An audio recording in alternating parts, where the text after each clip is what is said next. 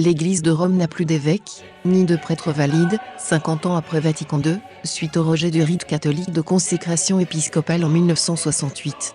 L'Église catholique est éclipsée. Paul Sixmontini a menti, en prétendant infailliblement fonder le nouveau rite de consécration épiscopale sur un texte en usage. Ce texte n'a pas d'existence historique démontrée.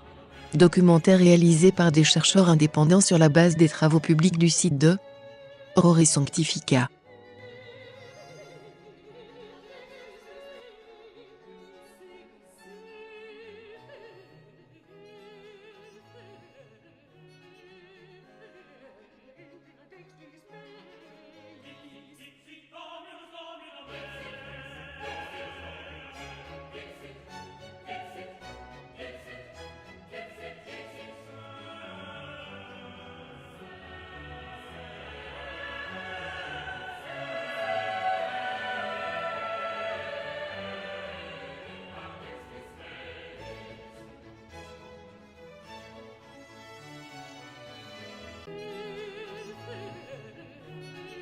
Celesti sunt granti Rore Sanctifica. La saison 2 démontre comment la fable de l'analogie orientale, utilisée en 1967 par Dombotte et le Père Lécuyer, les créateurs du nouveau rite de consécration épiscopale, a été endossée et répandue depuis 2005, dans leur revue Le sel de la terre, par les dominicains prétendument traditionnels du couvent d'Avouillé, en premier lieu par le Père Pierre-Marie de Kergorley et le Père Innocent-Marie. Cette pseudo-tradition sert de base au nouveau rite de consécration épiscopale, selon la Constitution apostolique Pontificalis Romani, promulguée par Paul Sixmontini le 18 juin 1968. Ce nouveau rite est venu remplacer le rite traditionnel en vigueur dans l'Église catholique depuis au moins l'an 300, ainsi qu'en attestent les textes publiés par le bénédictin Don Marthe. En répandant les sophismes de l'analogie orientale, ces dominicains ont ainsi contribué activement à l'extinction du sacerdoce, en empêchant la vérité d'éclater et en permettant la poursuite tranquille de l'extinction biologique des lignées épiscopales. Nous reprenons le résumé synthétique des clés et des enjeux de l'attaque historique contre le sacrement de l'ordre au sein de l'Église catholique, qu'a publié le CIRS en prologue de son tome 3 en 4 volumes. Sacerdoce sacrificiel et sacramentel éternel selon l'ordre de Melchisédek, et raison d'être de la Sainte Église catholique. Pourquoi notre Seigneur Jésus-Christ a-t-il créé son Église ? Pourquoi notre Seigneur Jésus-Christ a-t-il voulu laisser sur terre sa Sainte Église après son ascension, en la fondant, par le Saint-Esprit, le jour de la Pentecôte ?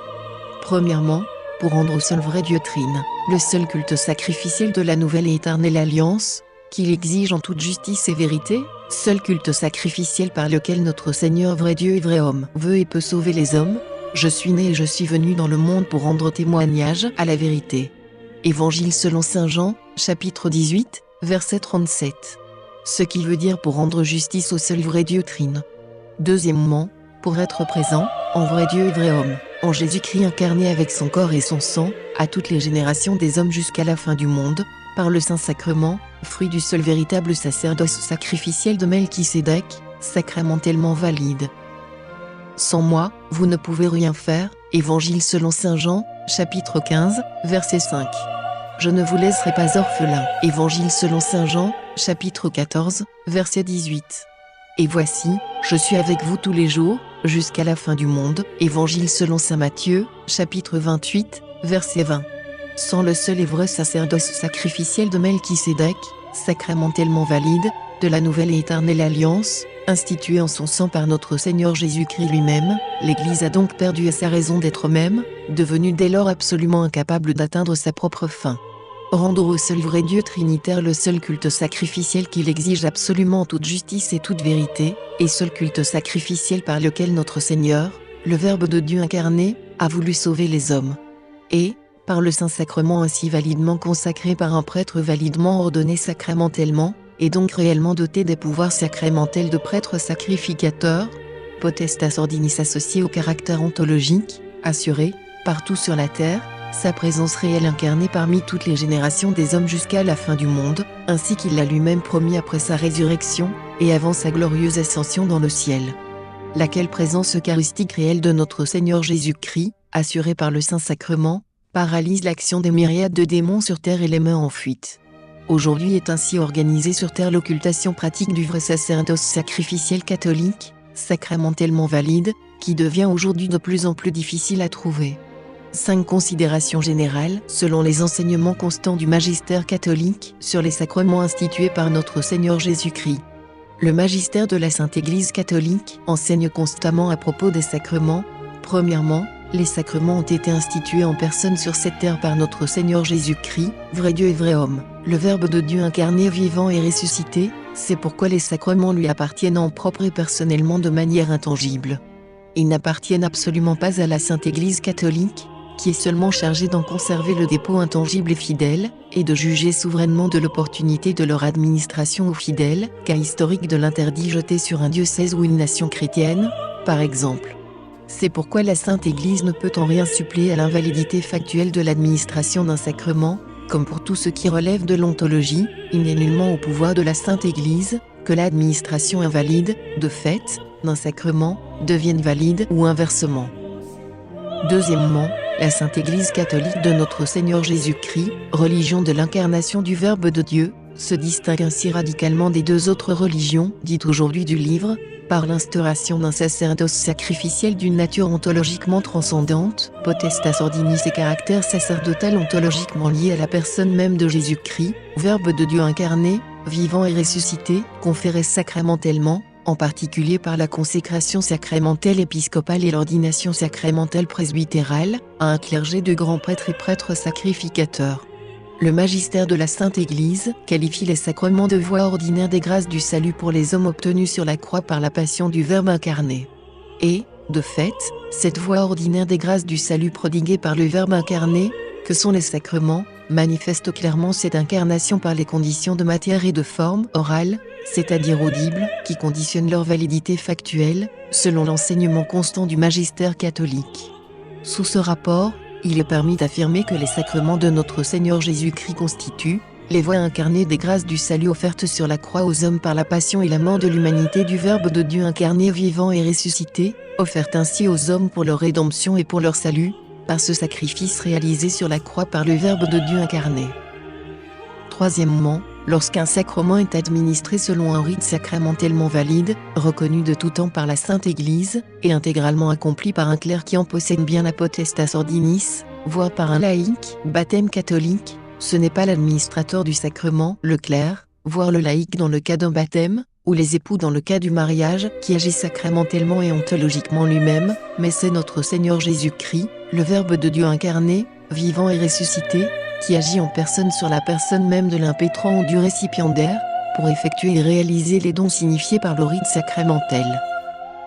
Quatrièmement, c'est parce que, par le sacrement, c'est notre Seigneur Jésus-Christ, le Verbe de Dieu incarné, vivant et ressuscité, qui assume en personne les paroles publiques du rite du sacrement, pour accomplir sur la personne même du récipiendaire les effets signifiés par le rite, et tout particulièrement par sa forme sacramentelle essentielle, que cette dernière doit être dépourvue de toute ambiguïté éventuelle dans la désignation de tous les effets du sacrement. À peine d'invalidité du sacrement, la parole de Dieu nous enseigne « Je déteste l'insolence et l'orgueil, la voix corrompue et la langue double ».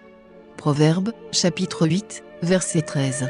Notre Seigneur Jésus-Christ, qui a déclaré « Je suis la voie, la vérité et la vie », étant également le Verbe de Dieu, ne saurait, en effet, en aucune manière, être réputé assumer un rite sacramentel adultère et pollué par une ambiguïté quelconque dans sa forme sacramentelle essentielle, laquelle doit exposer clairement et de manière univoque tous les effets du sacrement. C'est aussi pourquoi, la présence ou non de la grâce sanctifiante, voire même celle de la foi, dans l'âme de l'administrateur du sacrement, qui en possède bien la potestas ordinis et qui respecte intégralement le rite sacramentel catholique valide, reconnu de tout temps par la Sainte Église, n'importe nullement la validité ou l'invalidité du sacrement, qu'il administre ainsi, ni même non plus son intention personnelle intérieure et non manifestée. En voulant user ainsi d'un signe religieux, parce qu'il est coutumier chez les chrétiens, c'est précisément par le fait qu'il administre ainsi formellement le sacrement reconnu de tout temps par l'Église catholique, que l'intention sacramentelle, qui est assumée par notre Seigneur Jésus-Christ en personne, est réputée être uniquement celle manifestée selon la coutume de la Sainte Église, par la récitation de la forme sacramentelle essentielle valide du rite sacramentel, ainsi que les papes Léon XIII et Pie XII, en particulier, l'ont bien précisé dans leurs textes magistériels pontificaux. Cinquièmement, alors que la question de l'intention intérieure est non manifestée, de l'administrateur légitime du sacrement selon le rite reconnu de tout temps par la Sainte Église et intégralement respecté, ne conditionne nullement sa validité, tant qu'il veut user d'un signe religieux, parce qu'il est coutumier chez les chrétiens, il n'en va pas du tout de même concernant l'intention des novateurs et des réformateurs des rites sacramentels catholiques. Bien au contraire, si quelques réformateurs que ce soit modifient la formulation d'un rite sacramentel valide, traditionnel, par des suppressions ou par des ajouts, et a fortiori, comme c'est le cas pour le nouveau rite latin de la consécration sacramentelle épiscopale imposée à l'Église catholique, depuis le 18 juin 1968 par Montigny Paul VI, et qui remplace entièrement le rite sacramentel valide, traditionnel, par un nouveau rite, alors, tout fait avéré, documents, allocutions, déclarations publiques, etc., qui amènerait à devoir constater de la part du réformateur, quel qu'il soit, une intention quelconque catholique, voire non catholique, et a fortiori anticatholique, du réformateur du rite sacramentel, conduirait à devoir nécessairement conclure à son invalidité certaine. Notre Seigneur Jésus-Christ, le Verbe de Dieu incarné, vivant et ressuscité, ne saurait en effet, en aucune manière, être supposé assumer un rite sacramentel à la formulation ainsi volontairement adultérée par un réformateur, quel qu'il soit, dans une intention prouvée être étrangère, voire contraire, c'est-à-dire hostile, à la sienne, qui est aussi celle de sa Sainte Église. C'est pourquoi la profession publique officielle du prêtre lazariste Annibale Bugnini, publiée le 15 mars 1965 par l'Osservatore Romano, journal officiel du Vatican, personnage qui avait été nommé par Montigny Paul VI, secrétaire général du Concilium liturgique, institué un an plus tôt le 25 mars 1964, en application de la constitution dogmatique Sacrosanctum Concilium du Concile Vatican II, laquelle promulguait le principe de la réforme de la liturgie latine de l'Église catholique, c'est-à-dire personnage constitué ainsi, depuis un an, le chef officiel des équipes des réformateurs, liturgistes conciliaires. Nous devons dépouiller nos prières catholiques et la liturgie catholique de tout ce qui pourrait représenter l'ombre d'une pierre d'achoppement pour nos frères séparés, c'est-à-dire pour les protestants. Y compris donc dans les termes de la nouvelle forme sacramentelle essentielle de la consécration épiscopale définie par Montigny Paul VI dans Pontificalis Romani le 18 juin 1968. Suffit à elle seule à invalider en toute certitude les rites sacramentels, adultérés ou remplacés selon cette intention anticatholique ainsi publiquement et avérément professée, et tout particulièrement toute la réforme du rite latin des Saints Ordres promulguée depuis le 18 juin 1968 par la Constitution apostolique, Pontificalis Romani de Montigny Paul VI. C'est en effet, en démontrant, selon cette même démarche, l'intention anticatholique avérée et prouvée des réformateurs anglicans du sacrement des Saints Ordres, que le pape Léon XIII, dans sa très célèbre bulle apostolique écourée du 13 septembre 1898, véritable victoire miraculeuse de l'épante du sacerdoce catholique contre l'agression anglicane, avait pu déclarer, avec toutes les marques de l'infaillibilité pontificale, que les ordres anglicans étaient sacramentellement, absolument vains et entièrement nuls, en expliquant pourquoi. Le prêtre lazariste et liturgiste moderniste Annibale Bugnini était franc-maçon. Il avait été affilié, le mardi 23 avril 1963, au Grand Orient d'Italie sur les registres duquel il figure, depuis cette date sous le matricule 1365 à 75, et sous le nom de Code Boine, ainsi que révélé et publié en 1978 par le journaliste Mino Pecorelli, bientôt assassiné en 1979, en plein jour, à Rome, en pleine rue.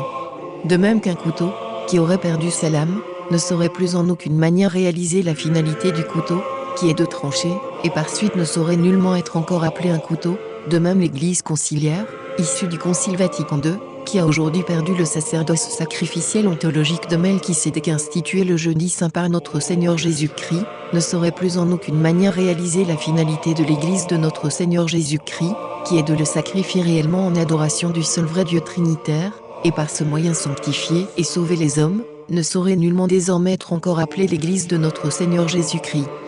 Ces études d'Aurore et Sanctificat étaient sous la direction de feu Monsieur le curé Schonebrout. Nous rappelons le site internet où elle se trouve, www.rore-sanctificat.org. Les pseudo-consécrations épiscopales sacramentelles conciliaires, selon le nouveau rite latin, sont absolument vaines et entièrement nulles, mais aussi délibérément et intrinsèquement hérétiques et sacrilèges. Les 5 invalidités sacramentelles intrinsèques, radicales et délibérées, de la forme sacramentelle essentielle, du nouveau rite latin, conciliaire de la consécration épiscopale, fabriqué, avec le père Spiritain Lécuyer, par le prêtre lazariste franc-maçon Annibal Bunini, et son concilium des réformateurs antitraditionnels, conciliaires liturgistes, puis promulgué le 18 juin 1968, pour toute l'Église romaine par Montini Paul VI, Pontificalis Romani. Nous reprenons le résumé conclusif de la Notitia 4, Spiritus Principalis, pages 86 à 87, extrait. Début de citation, en résumé de cette Notitia 4, ainsi qu'il a été démontré par les documents authentiques déjà publiés par Aurore et Sanctificat, qui viennent d'être synthétisés dans le présent document, cette pseudo-forme essentielle de la nouvelle consécration sacramentelle épiscopale conciliaire, inventée par Don Bott, Lécuyer et Bunini, réformateurs liturgistes modernistes antitraditionnels déclarés, et promulgué le 18 juin 1968 par la Constitution apostolique, Pontificalis Romani de Montini Paul VI, est sacramentellement absolument invalide intrinsèquement, et cela pour, au minimum, 4 ordres de motifs, dont chacun suffit à assurer son invalidité sacramentelle certaine, au regard des normes théologiques et liturgiques irréformables de la théologie sacramentelle catholique, énoncée par la doctrine constante et infaillible du magistère catholique. Premièrement, cette pseudo-forme sacramentelle de la nouvelle consécration épiscopale conciliaire n'est pas univoque, mais volontairement équivoque. Deuxièmement, cette pseudo-forme sacramentelle de la nouvelle consécration épiscopale conciliaire n'exprime nullement et en rien la potestas ordinis, le pouvoir d'ordre conféré ex opere operato, avec le caractère ontologique qui lui est associé, par le sacrement de l'épiscopat, et cela volontairement. Troisièmement, cette pseudo-forme sacramentelle de la nouvelle consécration épiscopale conciliaire est affectée volontairement d'une transitivité hérétique, christo-judaïsante, dont au moins celle de l'onctionnisme accidentel professé par l'un de ses principaux rédacteurs officiels, le père Lécuyer, présentateur officiel de ce nouveau rite pseudo-sacramentel épiscopal conciliaire. Quatrièmement, cette pseudo-forme sacramentelle de la nouvelle consécration épiscopale conciliaire est invalide en raison des actes anticatholiques et de tromperies délibérées des architectes liturgistes modernistes de ce nouveau rite épiscopal conciliaire, dont les preuves sont publiées, et en raison des déclarations préalables anticatholiques publiques et officielles de leurs supérieurs hiérarchiques, bientôt nommé secrétaire du concilium, le franc-maçon, prêtre liturgiste lazariste, Annibal Bunini, révélant ainsi publiquement et officiellement les intentions anticatholiques des auteurs du nouveau rite.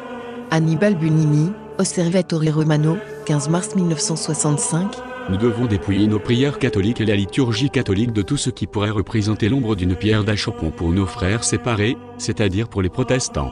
Y compris donc dans la forme sacramentelle essentielle de la nouvelle consécration épiscopale. Et il existe même un 5e motif supplémentaire d'invalidité, Montini Paul VI, mettant carrément au rebut la forme essentielle de la consécration sacramentelle épiscopale du rite latin, dans sa forme essentielle en usage immuable, constant et documenté depuis avant l'an 300, par lequel tous les évêques de rite latin avaient été validement consacrés depuis près de 17 siècles, a effrontément commis un énorme mensonge en déclarant, contrairement en faits réels, constatables et prouvés, dans sa pseudo-constitution apostolique, Pontificalis Romani du 18 juin 1968, par laquelle il a promu son nouveau rite sacramentel épiscopal conciliaire, on a jugé bon de recourir, parmi les sources anciennes, à la prière consécratoire qu'on trouve dans la tradition apostolique d'Hippolyte de Rome, document du début du IIIe siècle, et qui, pour une grande partie, est encore observé dans la liturgie de l'ordination chez les Coptes et les Syriens occidentaux. Chaque terme ou expression ici soulignée de cette citation correspond à une contre-vérité factuelle documentée et dûment prouvée publiquement.